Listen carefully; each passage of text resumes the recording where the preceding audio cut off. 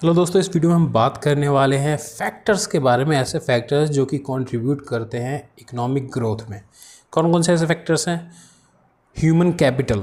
Humans obviously बात है, इंसान है तो कुछ काम करेगा तो कुछ ना कुछ प्रोडक्टिविटी होगी, कुछ ना कुछ प्रोडक्टिविटी होगी तो वो बाय डिफ़ॉल्ट इकोनॉमिक ग्रोथ भी करेगी क्योंकि वो इकोनॉमी में कंट्रीब्यूट कर रहा है। The education, skills and productivity of workforce are crucial. A well-educated and skilled labor force can drive innovation, efficiency and overall economic productivity. ठीक है, सो ये चीज़ हो गई। सबसे पहला ये ह्यूमन कैपिटल। सेकंड हो जाता है फिजिकल कैपिटल। ठीक है, कैसे है? Investment in infrastructure, machinery, technology can enhance production capacity, efficiency, leading to economic growth. देखो, देश में सड़कें होंगी, ठीक है, एक्सप्रेस वे होंगे, अच्छे अच्छे हॉस्पिटल का इंफ्रास्ट्रक्चर होगा, एजुकेशनल फैसिलिटी अच्छी होगी, तो क्या होता है कि बाय डिफ़ॉल्ट जो वहाँ की ह्यूमन कैपिटल है, ह्यूमन रिसोर्स है, लोग हैं, उनको अच्छी फैसिलिटी मिल रही है एजुकेशन से रिलेटेड, तो अच्छे पढ़ लिख पाएंगे और ज़्यादा से ज़्यादा काम कर पाएंगे। साथ साथ इंफ्रास्ट्रक्चर अच्छा होगा तो कोई भी अगर बिज़नेस सेटअप होता है तो उसको कोई भी सामान है उसको लाने ले जाने में आसानी होगी। मशीनरी अच्छी क्वालिटी के सामान होंगे, मशीन्स होंगी, टूल्स टेक्निक्स होंगी, तो उससे क्या होता है, प्रोडक्टिविटी हाई होती है। टेक्नोलॉजी अगर अच्छी होगी तो वो भी हाई होगी। वही चीज़ है, प्रोडक्शन कैपेसिटी, इफिशिएंसी, उस सबको लीडिंग ग्रोथ करता है उसके थ्रू। ठीक है, फिर अगली चीज़ पे आ जाते हैं जो कि है टेक्नोलॉजिकली इनोवेशन, या फिर टेक्नोलॉजिकल इनोवेशन कह सकते हैं आप। इसमें R&D वगैरह करनी होती है तो वो भी एक बहुत इंपॉर्टेंट फैक्टर है जो कि इकोनॉमिक ग्रोथ में मदद करता है। Advancement in technology can improve productivity, reduce cost and create new industry contributing significantly in economic growth. ठीक है, सो जितनी अच्छी एडवांस टेक्नोलॉजी होगी, जो वो क्या करेगी, टेक्नोलॉजी क्या करती है, कोई भी काम है उसमें जितना टाइम लग रहा है उसको कम से कम समय में करने में मदद करती है और ज़्यादा अच्छे तरीके से मदद करती है। अब कोई भी एक स्ट्रक्चर्ड वर्क है जिसको करते रहना, सेम वर्क करते रहना, तो उसमें टेक्नोलॉजी का इस्तेमाल करके उसको ऑटोमेट किया जा सकता है, मशीनरी के थ्रू, रोबोट्स के थ्रू, है ना। तो ये सारी चीज़ें क्या करती हैं, इनोवेशन करती हैं और ईजी कर देती हैं प्रोडक्टिविटी को ओवरऑल, और कॉस्ट भी रिड्यूस करती हैं। ठीक है, फिर आ जाता है क्या चीज़ है, जो कि है नेचुरल रिसोर्स। बहुत इंपॉर्टेंट है। अगर आपके देश में कोई भी कंट्री है, उसके देश में जो उसकी ज़मीन है उसके अंदर क्या क्या नेचुरल रिसोर्सेज हैं, the availability of and management of natural resources such as minerals हो गए, ऑयल हो गए। बहुत सारी कंट्रियाँ आपको देखी होंगी कि ऑयल रिच कंट्रीज़ हैं, पेट्रोलियम, है ना, पेट्रोलियम प्रोडक्ट्स बहुत सारे मिलते हैं। ठीक है, क्रूड ऑयल्स वगैरह आपने सुना होगा, बहुत सारी कंट्रीज़ हैं, कभी सर्च करना। फिर हो गया, मान लो एग्रीकल्चरल लैंड कितना है एक देश के पास। ठीक है, सो ये सब क्या करता है, इकोनॉमी की ग्रोथ पे इम्पैक्ट करता है। ठीक है, sustainable resource management is a की टू लॉन्ग टर्म ग्रोथ। तो जो भी नेचुरल रिसोर्स है उसको सही से मैनेज करना ही लॉन्ग टर्म ग्रोथ का मंत्र है।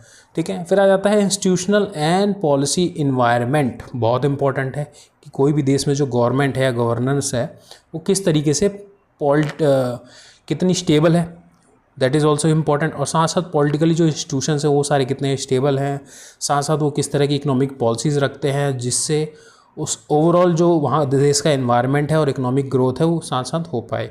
ठीक है, includes property rights protection, regulatory efficiency, anti corruption measurements. तो ये सारी बहुत सारी चीज़ें हैं जो कि मैटर करती हैं। नेक्स्ट स्लाइड पे चलते हैं जो कि बात करते हैं 6 number, that is entrepreneurship and business climate. बहुत इंपॉर्टेंट है। अगर कोई भी कंट्री है, मान लो खाली जॉब कर पे फोकस दे रही है, तो जॉब देने वाला कौन होगा? जब सबको जॉब चाहिए तो जॉब देने वाला कौन होगा? तो कोई बिजनेस माइंडेड पर्सन भी तो होना चाहिए जो कि कुछ इनोवेट करे, कुछ नया लेके आए और एक बिज़नेस को बड़ा बनाए जिसमें बहुत सारे लोग काम कर सकें, लगभग सबका घर बाहर चल पाए। तो इसीलिए बहुत इंपॉर्टेंट है कि उस देश में, जो भी देश है, वो एंटरप्रेन्योरशिप को बढ़ावा दे,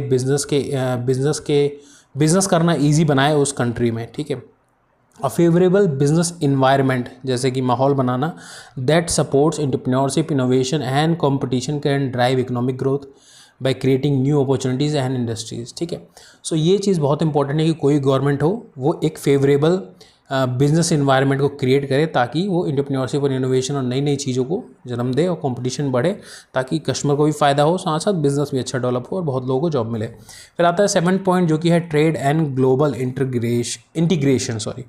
ठीक है, सो एक देश दूसरे देश से ट्रेड करता है। मान लो कोई दूसरा देश है, कुछ प्रोडक्ट्स बना रहा है, लेकिन कुछ प्रोडक्ट ऐसे हैं जो कि वो नहीं बना पा सकता, मे बी सम रीजंस। सो दूसरा देश है वो बना सकता है तो वो एक्सपोर्ट कर देगा उस देश को। अगर उस देश में, ठीक है, ए और बी 2 देश हैं, ठीक है, ए बना सकता है कुछ प्रोडक्ट, कुछ बी बना सकता है, दोनों एक दूसरे को एक्सचेंज कर लेते हैं, वो एक दूसरे में ट्रेड हो रहा है दोनों के बीच में।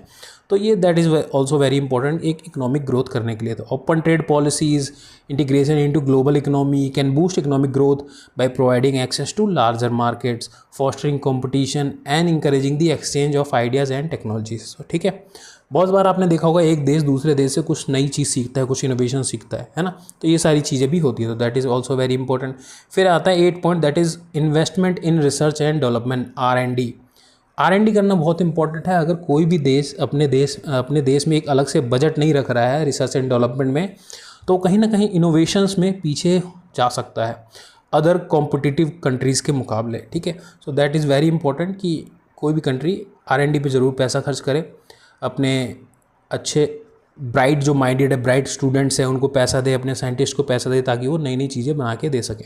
ठीक है, एनी कंट्री, वर्ल्ड में एनी कंट्री, सबको ये चीज़ पे फोकस करना चाहिए। So drive productivity and improvements and economic growth. ठीक है, 9 पॉइंट आता है demographic trend, sorry for my pronunciation, demographic trends. ठीक है, पॉपुलेशन ग्रोथ, देश की कितनी पॉपुलेशन ग्रोथ हो रही है, एज डिस्ट्रीब्यूशन क्या है ना, ज़्यादा लोग एज्ड लोग तो नहीं हैं, है ना, यंग लोग हैं, तो समझ सकते हो यंग लोग हैं तो काम करने लायक लोग हैं, है ना, काम प्रोडक्टिविटी हाई रहेगी।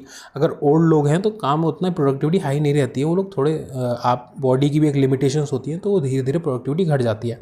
सो these are also very important कि डेमोग्राफिकली एक देश कैसा है। And labour force participation rates can influence the economic growth also. अगर कितने लोग हैं जो उस देश के काम कर रहे हैं, मान लो सब लोग बैठ के ही खा रहे हैं क्या, तो वहाँ पे क्या इकोनॉमिक ग्रो करेगी, है ना।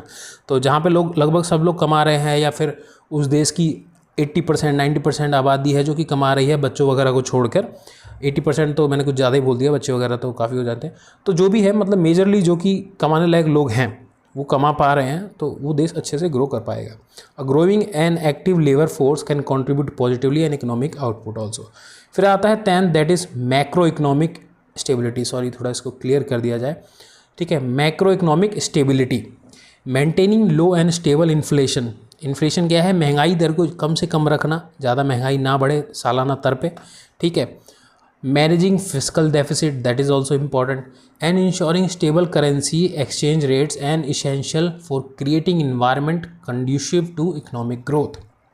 ठीक है, so this is also very important. Macro economics majorly जो भी फिस्कल पॉलिसी, मॉनेटरी पॉलिसीज़ वगैरह होती हैं, तो वो गवर्नमेंट, RBIs मान लो किसी भी देश की है, सेंट्रल बैंक्स होती हैं, गवर्नमेंट होती है, उनके ऊपर ये फोकस, वो लोग इन चीज़ों के ऊपर ज़्यादा फोकस करते हैं। So these are the some of the key points और फैक्टर कह लो आप, जो कि इंपॉर्टेंट हैं किसी भी देश की इकोनॉमिक ग्रोथ में पार्टिसिपेट करने के लिए, इम्पैक्ट करने के लिए, कंट्रीब्यूट करने के लिए। तो आशा करता हूँ इस वीडियो से आपको अच्छी जानकारी मिल गई होगी। मिलते हैं अगली वीडियो में, तब तक के लिए नमस्कार।